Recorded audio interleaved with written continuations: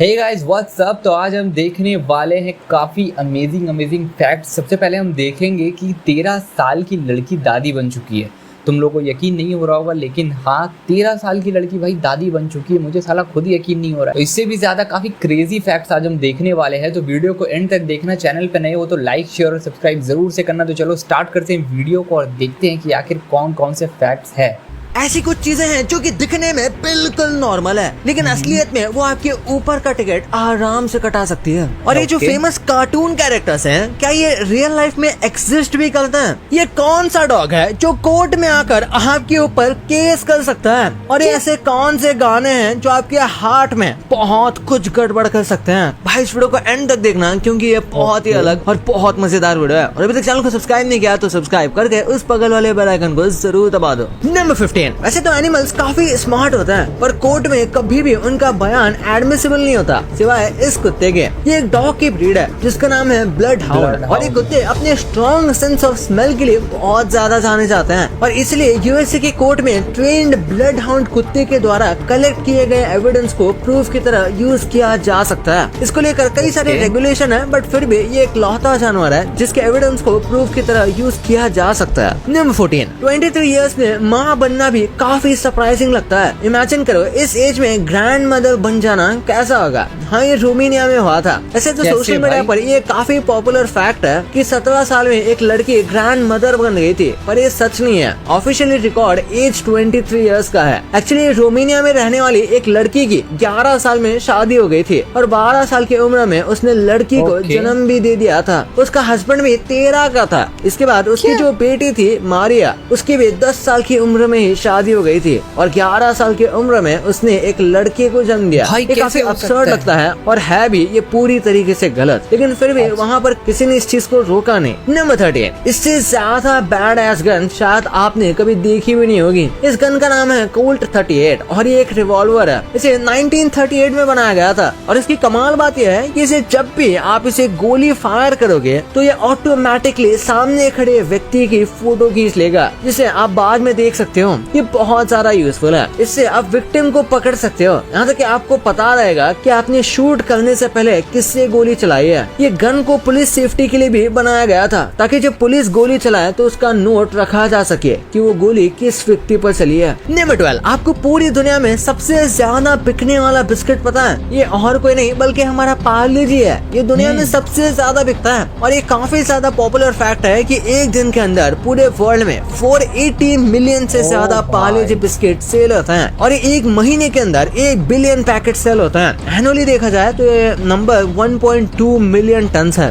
इतने सारे बिस्किट बस पार्ले जी के हम कंज्यूम कर जाते हैं। नंबर 11। एक बार ये वीडियो देखो। ये वीडियो सिंगापुर का है, और ये एक्चुअली में एप्पल का स्ट्रीट व्यू कैमरा बैकपैक है। यानी कि एप्पल भी अब जल्द ही अपने एप्पल मैप्स में स्ट्रीट व्यू लाने वाला है, बिल्कुल गूगल मैप्स की तरह, और ये वीडियो उसका प्रूफ है। अब ये कितना ज्यादा एक्यूरेट होगा और गूगल मैप के जितना अच्छा होगा या नहीं, ये तो टाइम ही बताएगा। और ये वीडियो काफी इंटरेस्टिंग है। वैसे गूगल तो कैमरा कांच का यूज करता है, और एप्पल ने तो एक बंदे को ही कैमरा पहना दिया। नंबर 10। एक बार इस फोटो को देखो। इस फोटो में लिस्ट है कई सारे एप्लीकेशन की जो कि इंडियन आर्मी द्वारा बैन किए गए हैं आर्मी मेंबर्स को यूज करने से, क्योंकि ये सारे एप्लीकेशन सिक्योरिटी ब्रीच कर सकते हैं, और एक आर्मी मेंबर के पास कई सारे ऐसे इन्फॉर्मेशन हो सकते हैं जो कि पब्लिकली शेयर नहीं होनी चाहिए, और ये सारे एप्लीकेशन अलग अलग सिक्योरिटी को ब्रीच करके इन्फॉर्मेशन को गैदर कर सकते हैं। और इसलिए ये पूरी लिस्ट है जिसमें हर एक टाइप का एप्लीकेशन मेंशन किया गया है। नंबर 9। ये वीडियो देखो। ये सोशल मीडिया पर कुछ टाइम से काफी पॉपुलर है, जिसमें लोग कह रहे हैं कि कुछ टूरिस्ट ने पत्थर फेंक कर वोल्केनो को एक्टिवेट कर दिया,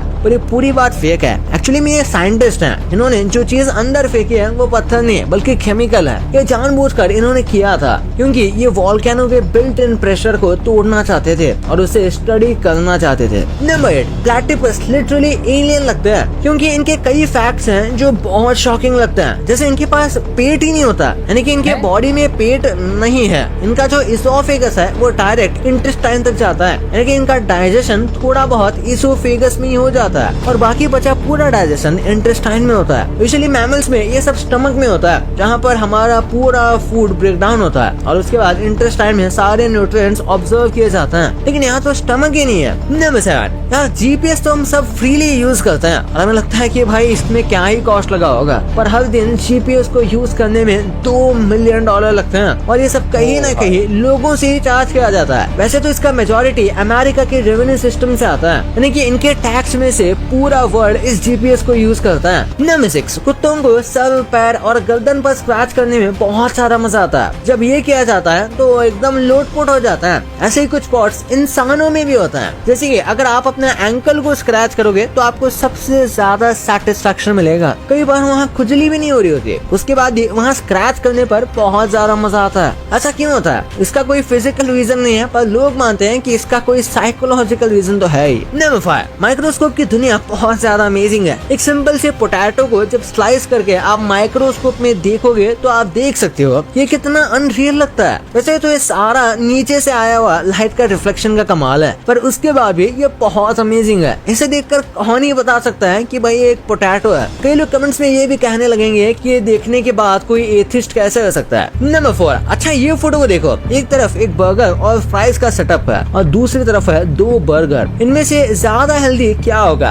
आप में से ज्यादातर लोग सोचेंगे कि बर्गर और फ्राइज ज्यादा हेल्दी होंगे, पर ऐसी बात नहीं है। ये जो 2 बर्गर वाला सेटअप है ये ज्यादा हेल्दी है। ऐसे तो दोनों जंक फूड ही है, तो कोई ज्यादा बड़ी बात नहीं है, पर फ्राइज में काफी मात्रा में ऑयल और कैलोरीज होती है और बर्गर से कंपेयर किया जाए तो उसके कंपैरिजन में ये थोड़े बहुत न्यूट्रिएंट ज्यादा देता है। नंबर 3, म्यूजिक हमारी बॉडी पर काफी ज्यादा इफेक्ट करता है। म्यूजिक से जो वेव्स आता है या फिर जो वाइब आती है वो हमारे मूड से लेकर हमारी बॉडी फंक्शन को इफेक्ट करती है। जैसे कि आपको पता नहीं होगा, पर म्यूजिक के साथ आपकी हार्ट बीट भी चेंज होती है। जब हम रॉक या फिर बहुत पावरफुल म्यूजिक सुनते हैं तो हमारी हार्ट बीट फास्ट होने लगती है और उसी के साथ लो और सटल म्यूजिक पर हमारी हार्ट बीट अलग तरीके से फंक्शन करती है, जैसे कि वो नॉर्मली नहीं करती है, और ये सब म्यूजिक के वेव्स की वजह से होता है। नंबर 2, क्या कभी आपने सोचा है कि क्या ये कार्टून कैरेक्टर्स रियल लाइफ में एग्जिस्ट करते हैं? सबसे पहले बात करें मोटू पतलू की, तो क्या ये रियल है? ये दोनों कैरेक्टर्स एक्चुअली में इंस्पायर्ड है 1960s के हिंदी कॉमिक लोटपोट से। रियल लाइफ में कोई मोटू पतलू नहीं है, पर उन जैसे लोग आपको हर मोहल्ले में मिल जाएंगे। फिर डोरेमोन भी एक प्योर फिक्शनल कैरेक्टर है। ये बनाया गया था 1969 में जापान में और इसकी कोई भी रियल स्टोरी नहीं है। अब बात करें शिनचैन की, तो शिनचैन एक रियल लाइफ जापानीज बॉय पे थोड़ा सा बेस्ड था, लेकिन शो काफी एग्जैगरेशन करता है। सो रियल लाइफ में ऐसे किड्स मिल सकते हैं, पर एग्जैक्टली वैसे नहीं। फिर है बेंटेन, एक बच्चा जिसके पास एलियन वॉच है। कूल है ना? बट ये भी सिर्फ एक साई-फाई कॉन्सेप्ट है,